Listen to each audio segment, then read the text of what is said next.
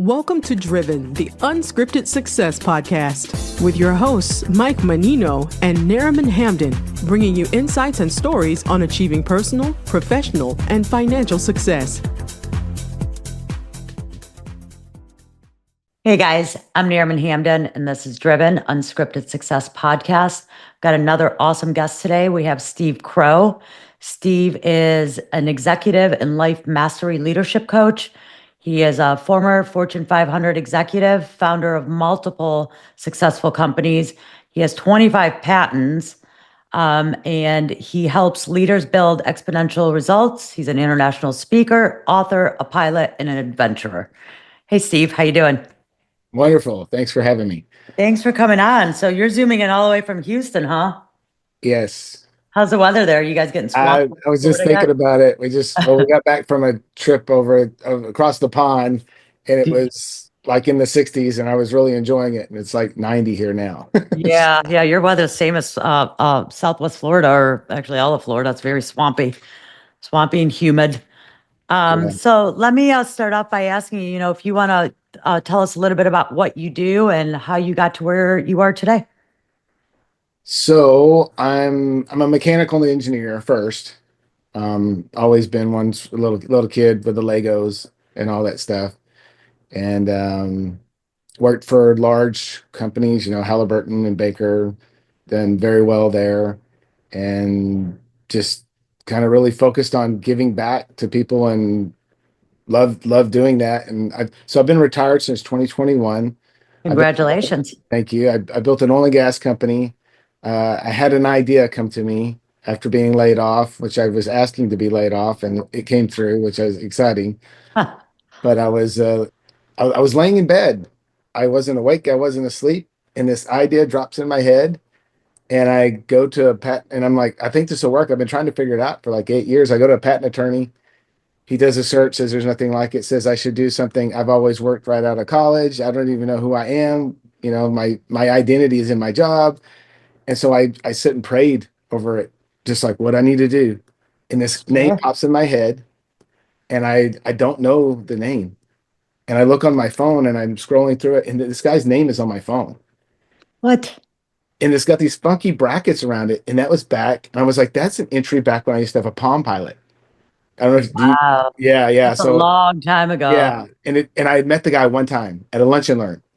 And so I call him. I can't get hold of him, but I set up a meeting. It takes 3 weeks. I don't have a job, anything. And so I don't know who I am. And I've always been with Halliburton or Baker. So I've always had something behind me. And I thought I needed like it was part of Toastmasters. So I needed like an icebreaker.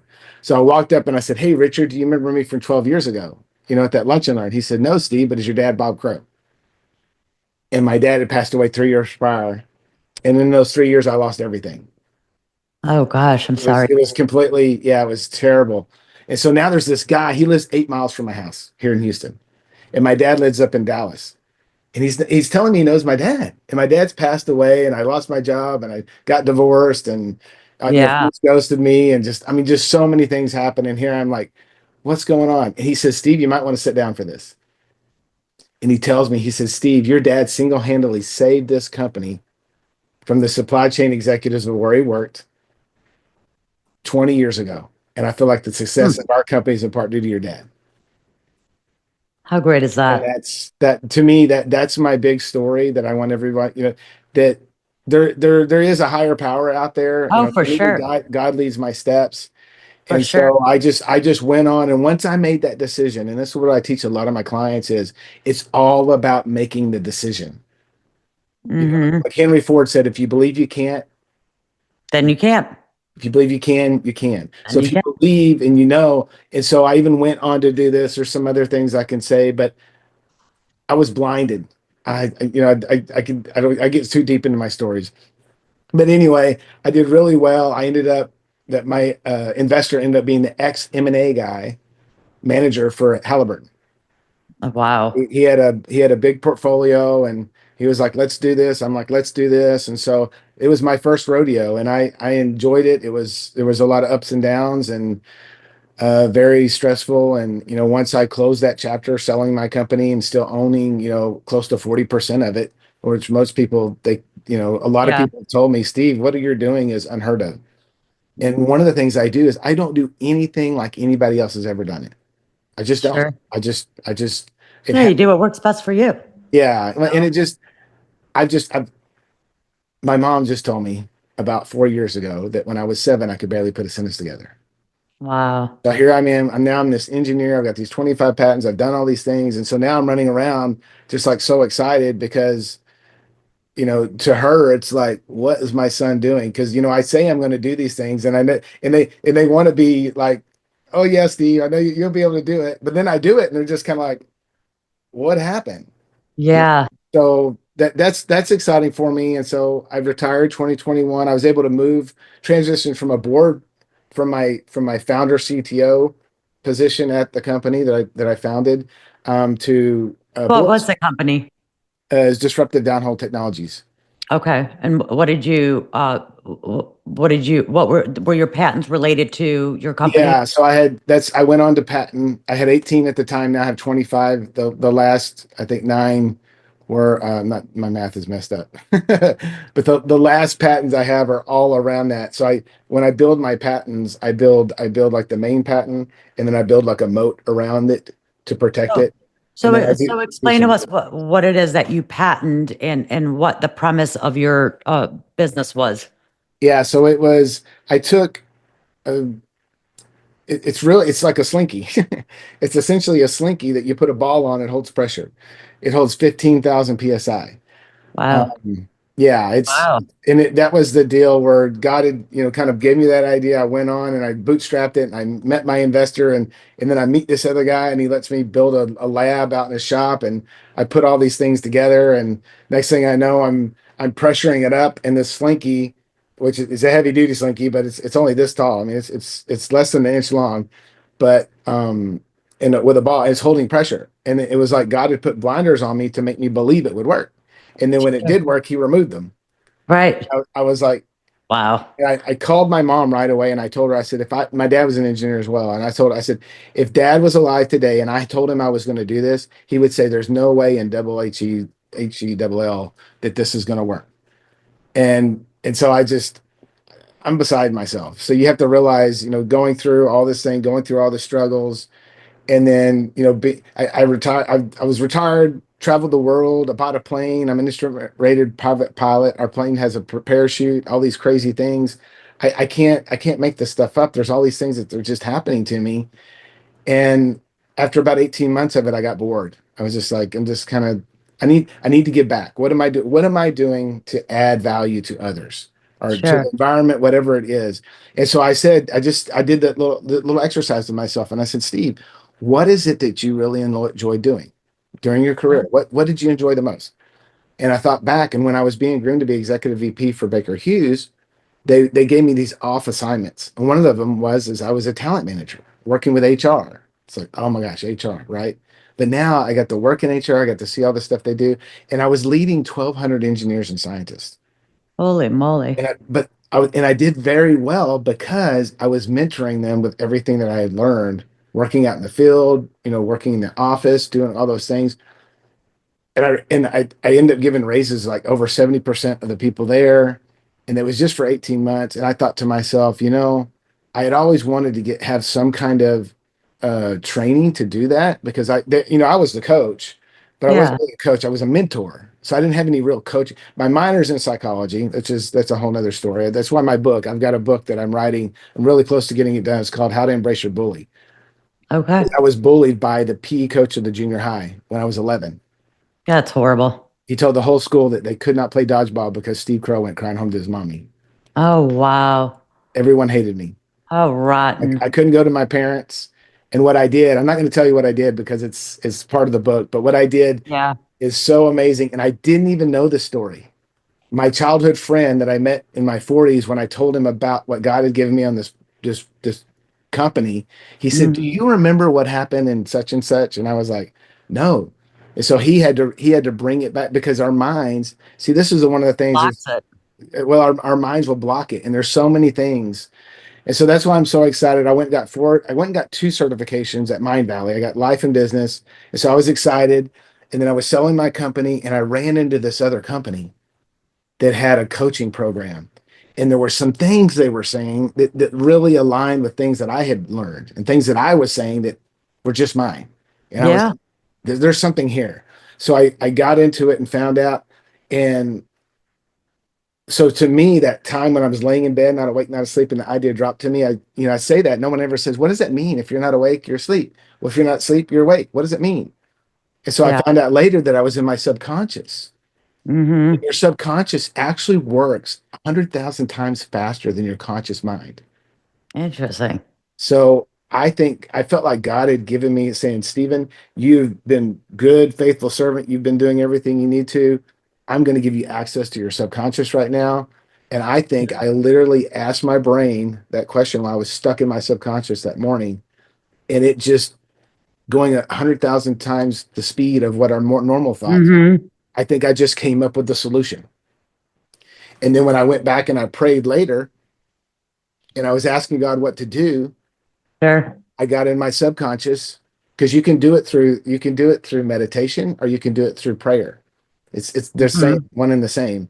And so I got into my subconscious at 100,000 times faster and I went through that Rolodex in my head and I just plucked this guy's name out of the Rolodex because that was the guy that I met 12 years ago that knows how to build springs. Right. Never thought about him ever since the last time you met him. Met him one time. Wow, Yeah. yeah. That is divine intervention right there, that's for sure. Yeah. So, So let me ask you, how do you deal? Well, I mean, that's a risk you took. So how did you deal with taking that risk? How do you deal, I guess, with taking risks? And is there a time when rolling the dice really worked out for you? well, I had to come clean here.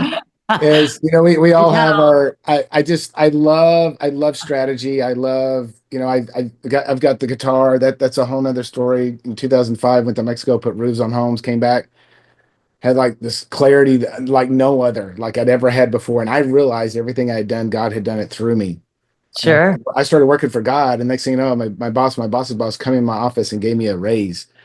And I just went on, but I picked up the guitar because I had opened the eyes of my heart, Lord, play for 3 days straight.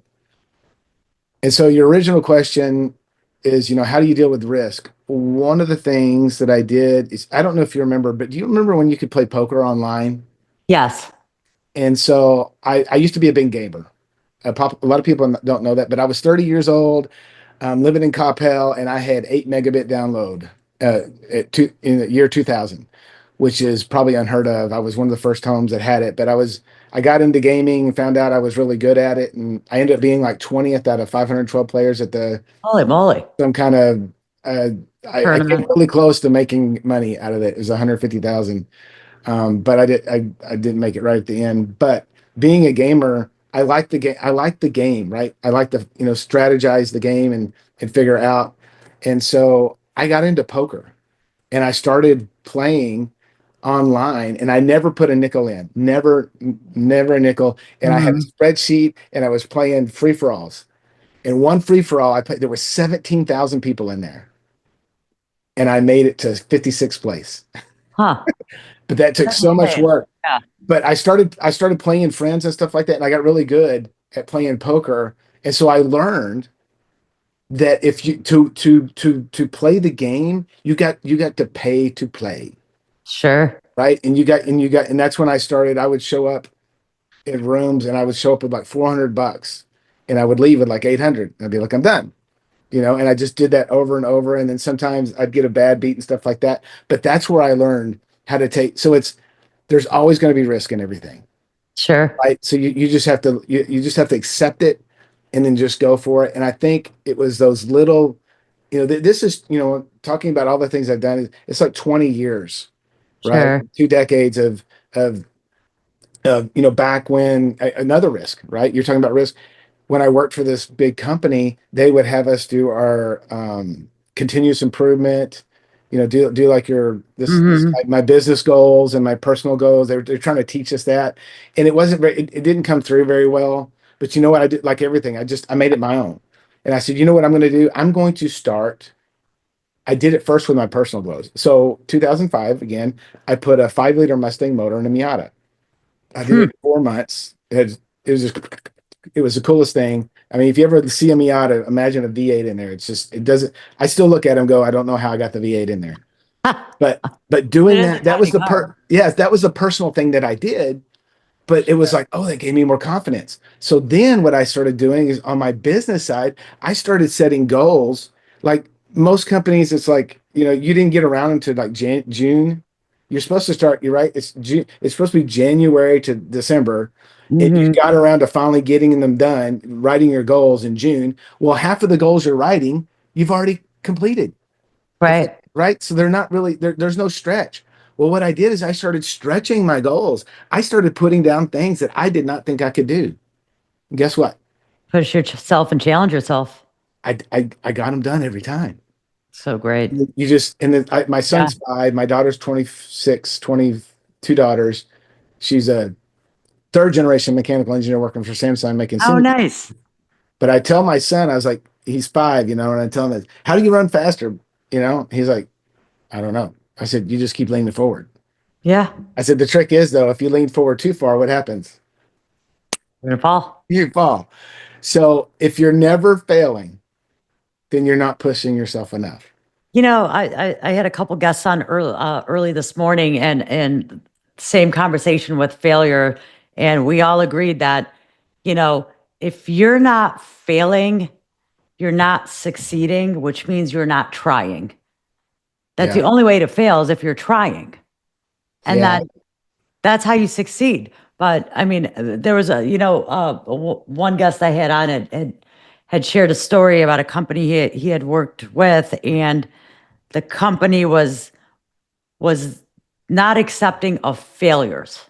So it Yeah. came down to a lady that was working at the company, and they wanted to terminate her because they saw what she couldn't execute or the failures.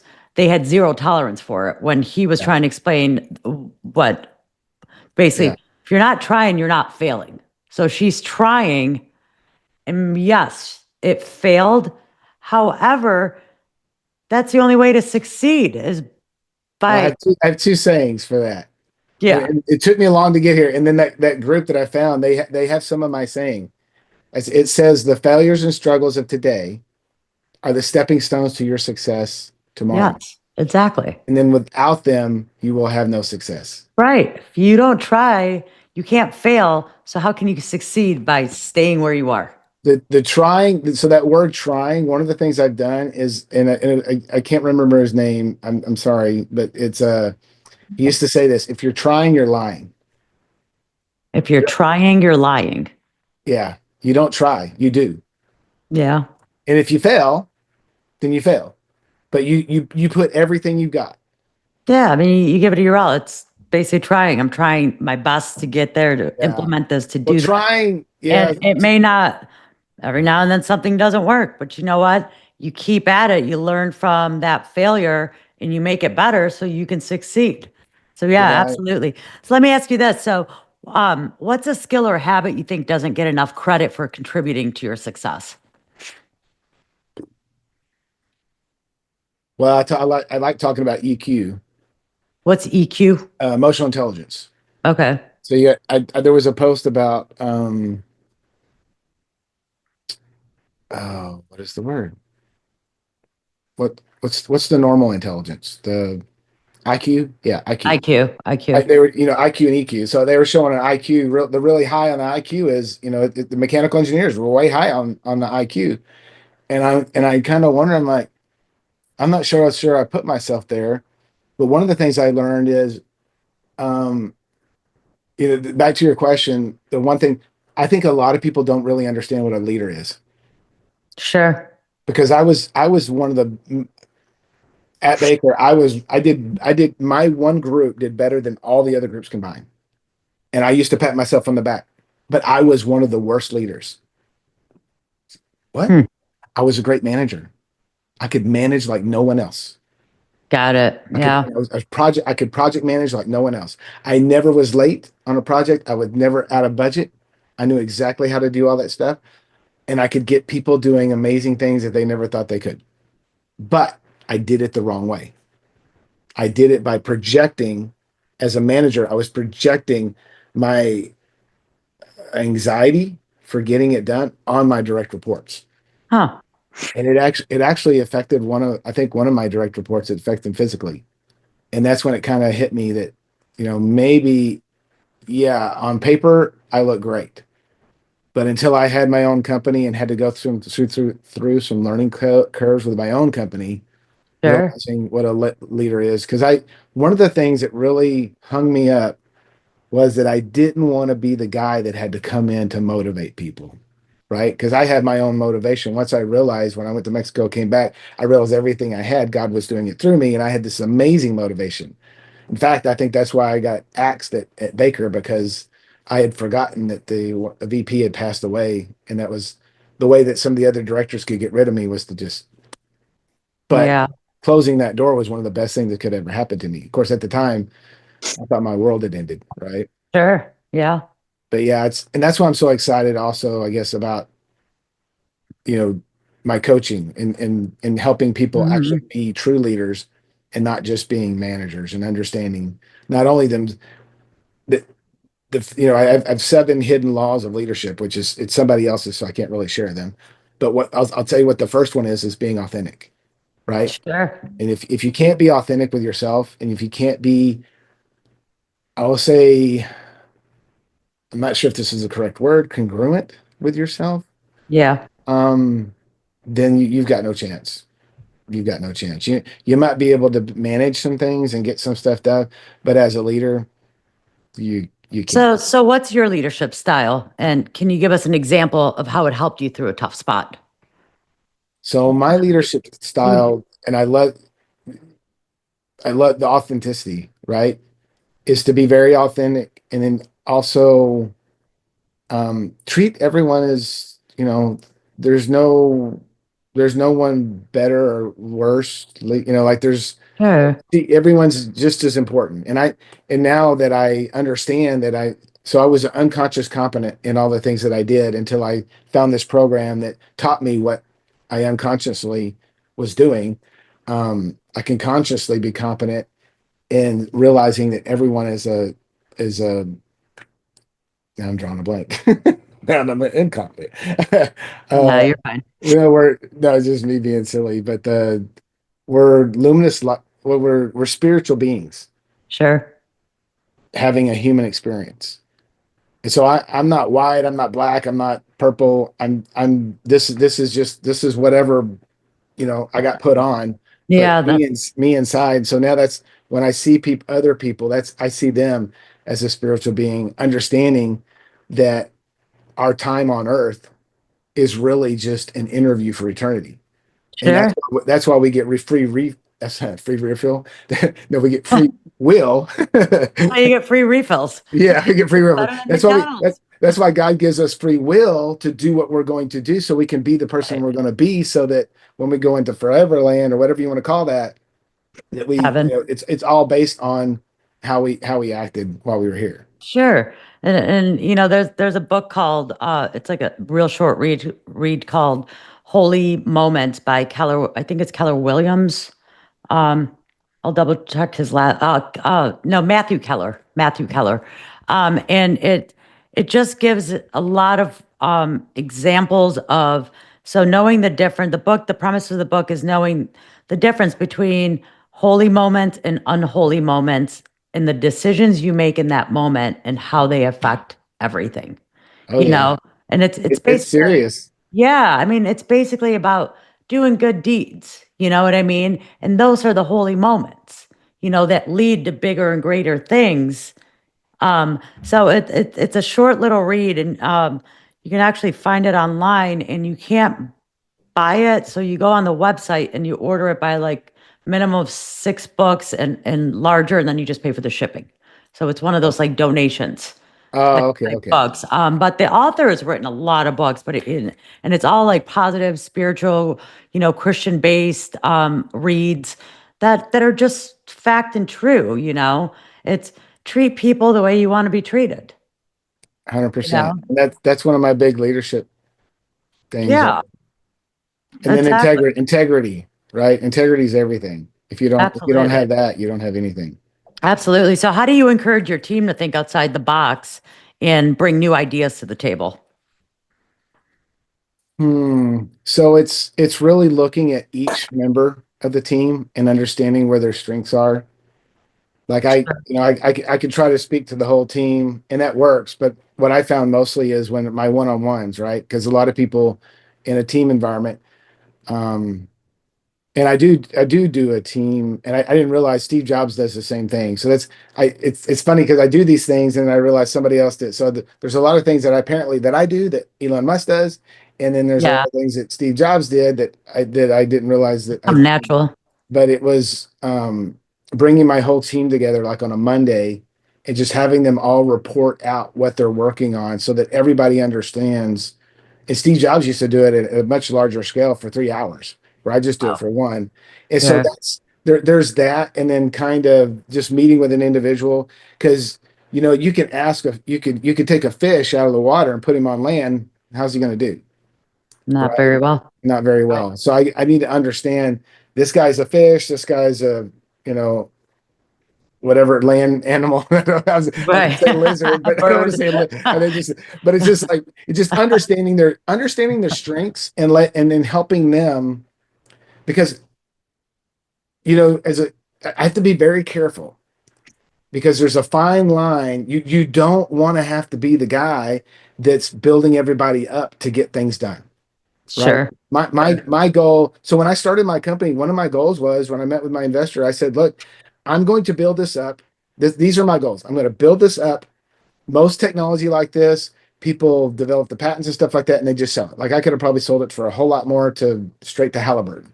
But I was like, no, what I want to do is I want to keep this and I want to prove it. I'm going to go prove it out in the field Sure. and walk through it. But the goal always was is that I was going to leave the company and like I did when I retired 2021, and that I was going to leave it to the leadership team to run it.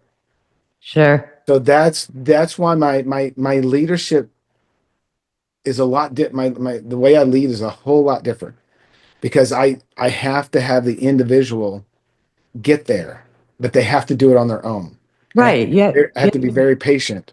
Sure. Oh, And it's guiding them and encouraging them, but you also hold them accountable, you know, yes. for what they're doing and for whatever, the situation is. It's accountability is big because like you said, you don't want to sit there and just, pump them up all the time because Yes. then what's that? Then what? Everybody gets a ribbon, or everyone gets a trophy. No, I was kind of rough. I remember that my CFO came to me. We were standing outside, and he was like, Steve, I didn't expect to hear any accolades from what I did." And I said, "Well, that's good." Right. I wanted you to get to that point to where you would do these things that are outside the scope of your work, Right. and then I'm going to say, good job. Let's keep going. Right. But that's the thing is if and it was there's a very fine line because if you blow them up too much, right, Right. then it starts working against you. So it's Absolutely. So it's like give credit where credit is due, push and encourage and hold them accountable. Like it's a balance. It's not easy to do, but it seems like you figured it out, you know? the So accountability part's a little difficult, but yeah, yeah, they'll get there. People will get there. yeah. It takes a minute for some people. Um, so, obviously everyone hits a bump in the road every now and then. Can you share a time that Jesus, I can't even speak. Share a time that things didn't pan out for you and how you handled that situation, how you got through it. Oh yeah, this is good. So I was working for a small company, and we went up in Williston, North Dakota. We displaced a whole nother company and came in. We just got there, and we were running our equipment in, and this was running a full. I mean, we'd be up for 36 hours type deal, and Wow. I had to. It all came from the UK, so I had to make a bunch of last minute decisions on it. Not 11th hour, but 12th hour, and to the point to where I was pretty much taking responsibility for everything. And we didn't have anybody in Houston. It was such a small company. We didn't even really have a shop. So I had to build the shop, build everything. We had sold it. We sold it in April and we had to run it in July. And it was just this huge job. And I opened up a district in 24 hours with Holy another guy. moly. Yeah, Yeah, and wow. from Houston all the way to Williston. But here's the thing that hung up is I had been working as I was up, I had no sleep, and we had a failure when we were trying to set the packer. And I had to, and there was, I could have, so we had to go back because of that. We were going to need to stab back into it and have another packer and all this stuff. Well, that piece that I was going to stab back into, that also gets used for when you're fracking, which I'm not planning to do for another month or two. So I didn't Sure. touch it. So I'm tired. We run it, we go grab it, we bring it back. I roll it off the truck and it's 5 feet too long. Oh, geez. I had to shut the Oh, rig oh down. I had to God. shut a drilling rig down for 8 hours. I could have got away with it. I could have got away with it. They wouldn't have known. But I walked into that guy's office and I told him, I said, look, I made it. This thing is 5 feet too long. We're going to bottom out on the mill shoe. That mill shoe's going to roll. And then there's going to be a couple of balls that won't go through.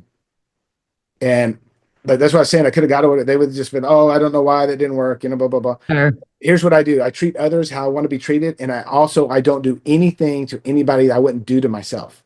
Right. And So that's how it I should told him be. that, and it cost our company. It cost them quite a bit. We had to pay a concession to it or discount them. But you know what? That story right there is completely pivotal to my whole career. Sure. It, It could have made or break it or broke you, because had you not been honest about it and forthcoming and something did go wrong, then that's on your reputation in well, they wouldn't have known. See, that's the deal. All oh this, all wow. these things that I'm doing, I'm doing everything like a mile down hole. No I one would know, no one would oh know. gotcha. I could literally got away with it. But here's that thing. What is integrity? Right? Right. And Right. it was just like, and because of that relationship that I built with that company was just huge, because then when I went on to do my own thing, guess who I got to talk to? And That guess who they company. trusted? You. Right? So Yeah. that's when sometimes you need to eat, eat crow, Yeah. There you go. pun Literally. intended. You just got to do it. You just got to do the right thing, because that's if it were easy, like my dad, I hear my dad, if it were easy, everybody could do it, right? Sure. But in those Absolutely. times when nobody's gonna know, you can get away with it. You just have to go back and say, "Would I do this to myself?" And that's one of those holy or unholy moments, and what's your decision? How are you gonna, Yeah. and that's exactly what that is right there. So how do you, or I should, this is a question I like to ask all the time. Has there been a book, a podcast, or someone that's really changed your outlook or approach? Tony, I spent a lot of time with Tony Robbins. Um, my approach hasn't really changed much. I think I, I'm I have this ability because of all my, they're not disabilities, but they're learning it, ADD, ADHD, Sure. dyslexia. I didn't realize I had any of these till I started doing my pilot training. Because now you got somebody watching you going, dude, you're kind of messed up. And I was like, yeah, I know that. Like, you're gonna Keep fly? going. But I guess just really, going to church, right? Listen to the pastor talk. I mean, I just remember one time my pastor, when I was 18, he said, "You'll always live up to your means." And he and he, Sure. he said, "This means that, so if you made 1 million a month, you'd spend that million a month." And so Mhm. I kind of, at that young age, I kind of said, he's like, find a happy place. And so that's what I've done. And I've just turned my bank into like a one-way door where it just, unless there's something that's got, and I've done well, very well for myself, in that I don't have to have. And I guess when I started my company, my investor said, he's like, Steve, how in the world are you doing this with so not using any money? And I said, well, the deal is the other guys you're working with, you own 100%, and they have to commercialize to get equity. Well, I own Sure. 100% because I have all the patents. So for you to get equity, I have to take capital. Sure. What's the equation? Right. Don't take capital. Right. I don't want to lose equity. So that was kind of, it goes back, and I can't remember where I heard this was, but it was like, maybe it's Tony Robbins, but like, work on the must-haves. Don't work on the wants. The wants mean Sure. nothing. Just set those off to the side, and then only focus on wants, and you'll be amazed at how well things go and how much you actually don't have to spend. Right. And then it just makes life simpler, you know, Yeah, but not we're having all that creatures. excess. Yeah, we're creatures of want it yesterday and got to have it now. Yeah, well, and more so in this day and age with how fast technology and AI and everything else that comes with that. I mean, it's like a lot people have no patience. You know, a lot of people don't. It's and mostly like this younger generation. Uh, I mean, their level of patience is slim to none because they're so used to everything being answered and Googled and searched instantly at Yeah, their I can't imagine. like, I mean, I feel sorry for them. I'm like, you guys have no idea what freedom is, you know? Like, I mean, the way we grew up, there was no cell phones. I mean, the moment your mom or Yeah, dad like called your name from the front porch, you've got a certain amount of time to get your butt home. You know what I yeah, mean? But I mean, that was free. Like they yeah, didn't know where you were for hours, like yeah. at all. So it's interesting. Um, so has there been a book, a podcast, or nope? I just asked you that one. What's a day in your life look like, and how do you juggle work and everything else? I know you're a pilot, so Yeah, so I what I've done is I've created the life that I want, right? And when I work with my clients, it's one of the tools I ask them, I think it's number three, is what would you love? No, don't think about all this other stuff. What would you love? What is it you want? And so I went back, and so I'm like, I decided I want to give back. So I give back Monday through Thursday, and then Friday, it's my me day. I go fly. I go good fly for the you. coast, or I go see some friends, or I try to bring somebody along because I want to share the ride. And then Saturday, Sunday, it's family, right? I get to spend time with my 5-year-old. It's amazing though. But when you get older, because I got fixed after my second daughter because I didn't want to have three girls. I was just like, it's not gonna happen. And you're like, well, how do you have a boy? Well, I got to pick the boy because we did IVF, and so Okay. I got to pick the eggs that were boys, and Oh so my gosh. it's to me that was like, oh. So I got my three Wow. kids, and it's just you can see the difference. Like your stuff goes with your stuff. Like he's like this different kid, but then my daughter's Sure. the learnings and the stuff. So it's super exciting, and to be a dad again is just. I'm in my 50s and I just thought, what am I doing? My wife is younger and she wanted a child, and I was just like, but that thing when you put the young dog with the old dog, Yeah. it's for Yeah. real. It's for real. I- I just got so much energy because I've just overcome so many struggles and failures, and Yeah. I'm beside myself just trying to help people as quickly and as I can. Absolutely. So, can you share a personal habit or routine that has significantly contributed to your professional success? Significant, one of the most significant things, and again, I don't do anything like anybody else, but this thing right here, phone, right? Yeah. I knew that was going to be a problem because I'm already 88 and all that's, I've got all these Hmm. worlds. And so one of the things, I guess it's a two part. I can't remember the first part. I just jumped to the second part, but it was understanding that you only have one processor. You only have one processor. And we all get, especially women, y'all are great at multitasking. Hmm. Fantastic, right? But for us men, it's like you got to get rid of all the distractions. You got to focus on. So it took me 8 years to get my engineering degree. Why? Well, because I was putting a 327 Corvette engine in a Malibu, or I was putting I said transmission engine. I had then I had the Sure. transmissions, and then I was skiing and stuff like that. I lost my sister. I was 20. She was 18. Oh, I'm sorry. That's a whole nother story. Thank you. But So you're kind of like a bird. You see something shiny and you're like, oh, yeah, it's just really a lot of projects. just really focusing on what's important. And that's what a lot of people don't get. That's as a coach, that's one of the first things I do. And then my program is just it's foundational. It's all go back. I work with CEOs, I work, and they'll say, Steve, I don't have time for that. I was like, you have to go back. We've got to go back to the foundation. Sure.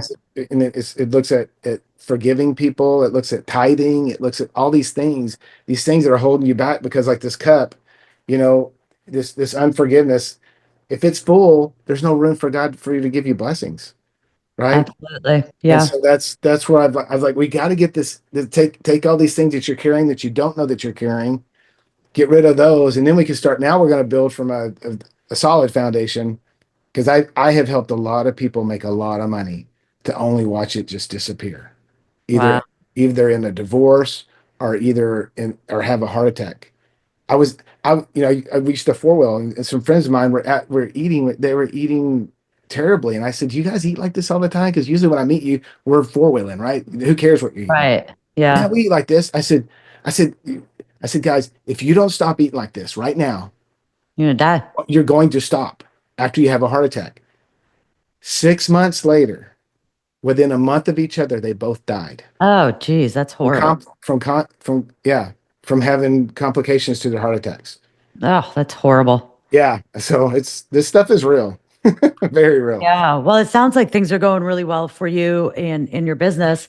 So as you're looking towards the future, I'm wondering if or how you create passive income or if you have invested in the past.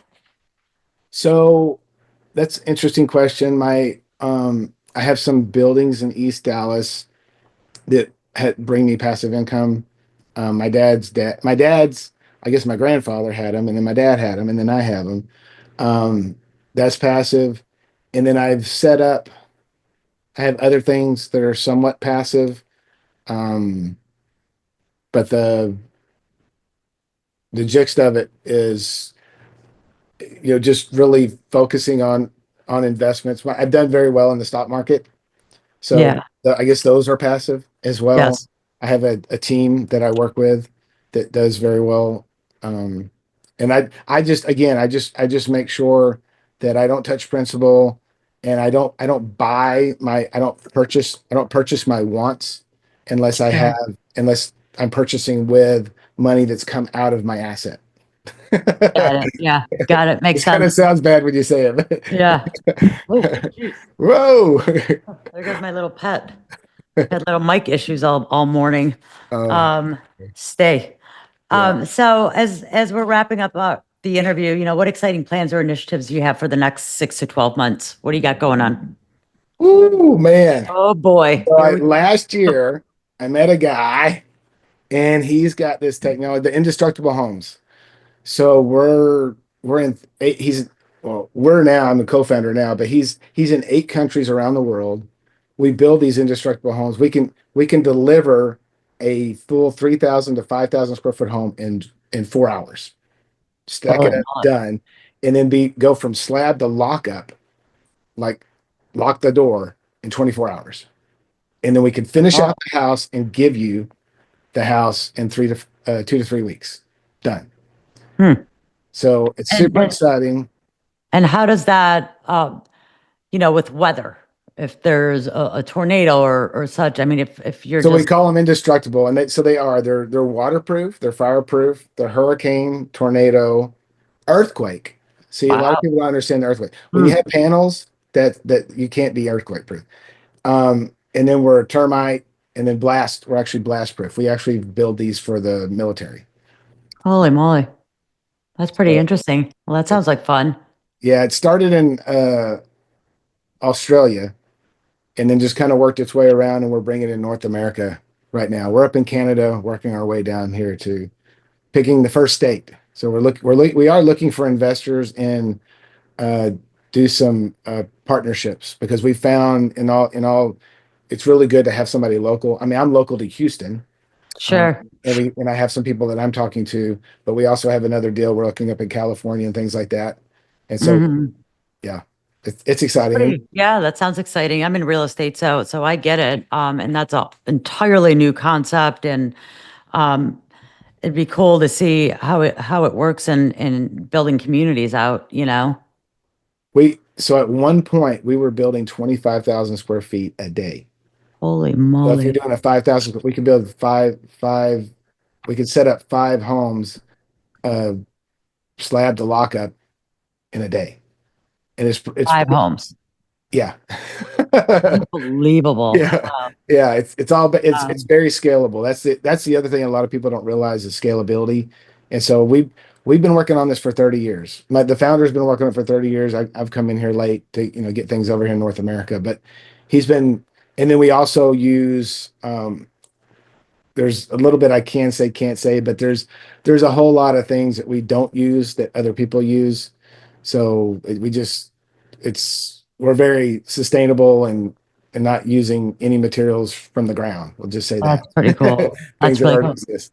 And are they run off solar panels or any? They It can depends on what people want. Sure, Depending on how you set up the insulation on the home, because there's varying, like a home here in Texas, we would have different walls compared to something we'd have in California or wherever, or up in sure, Colorado.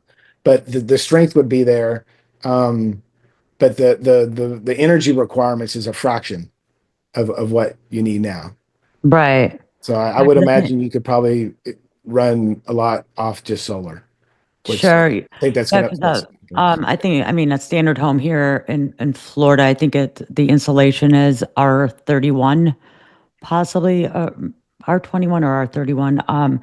And there's a friend of mine who's building a sustainable living home, and with his insulation is an R41. So I mean, the moment you just stand in the house, I mean, it's under construction right now, and you stand in there, the windows, the glasses, the window is not, the windows and doors are not installed yet. The openings are there, and the moment, I mean, it's hot here right now. It's very Yeah, humid and swampy, and you literally walk into the house, and it's so cool.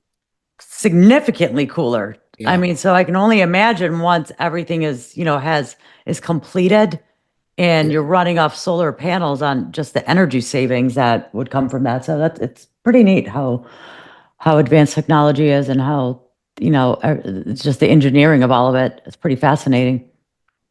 yeah. Well, thank you so much for coming on. I really, really appreciate it. So, if Thank anyone you. wanted to get a hold of you, how do they connect with you? Mostly through LinkedIn. I do most things through LinkedIn.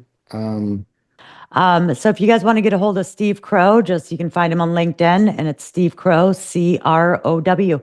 Thanks, guys. Thanks, thank you. Steve. Thanks for listening to Driven, the Unscripted Success Podcast. Want to share your story? Apply to be a guest at drivensuccesspodcast.com/guest.